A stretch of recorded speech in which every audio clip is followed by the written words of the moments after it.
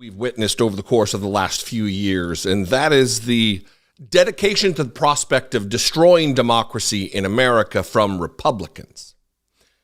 Yet, these same Republicans, many of whom, like the guy I'm going to talk about today, actually took part in an insurrection against the United States, an attempt to overthrow the United States government by way of overturning a free and fair election. A free and fair, settled American election. And they were so displeased with the results of that free and fair, settled American election that they proceeded to attempt to overthrow the government. Because if Donald Trump had been reinserted as president of the United States extra democratically, that is an overthrowing of the government. That is ending democracy in America. And there was no more a spokesperson for this movement than Jacob Chansley, the guy who's so insecure about being bald, no shame in it, Jacob, that he wears a goofy, furry, horned hat. Even in like serious sit-down interviews, he wears the hat. He was the face of the insurrection. Among many, he was one of the faces of the insurrection.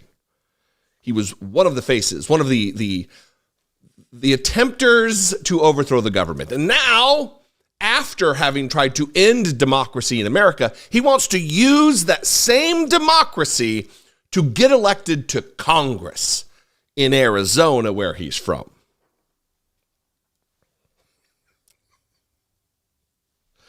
Let me read a little bit from this Business Insider article titled, QAnon Shaman, Jacob Chansley, who served more than 2 years in prison for his role in the January 6th attack on Congress, now wants to run for Congress.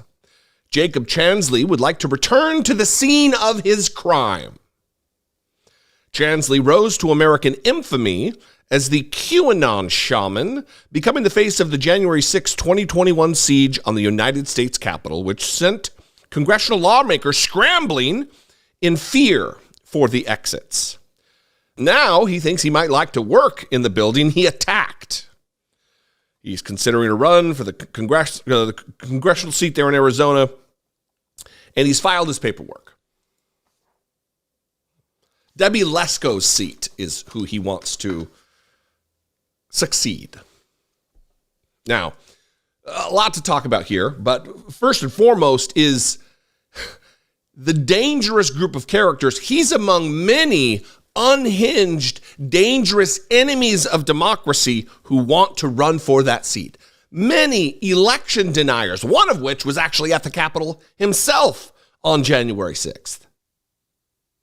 What does it say about the Republican Party today that they want to use democracy to end democracy? I mean, if there ever was a sentence that is emblematic of hypocrisy, that is it. They despise the viewpoints of the vast majority of America so much that they would use the thing they want to end to gain power. This cast of characters doesn't just include Blake Masters, the election-denying dangerous Senate candidate, or that other goof, Abe Hamadeh, who ran for attorney general and lost, another election-denying ghoul. It also is Ben Toma, the Arizona House Speaker, State Senator Anthony Kern of Glendale, that's the guy who was also at the United States Capitol on January 6th. Trent Franks, he resigned in 2017 amid controversy.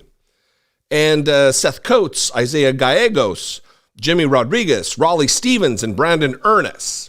All of these people are dangerous Republicans. All of these people represent a threat to democracy. And Jacob Chansley, who apparently is going to run as a libertarian, he wants to join them. I got a new chair. Do you notice?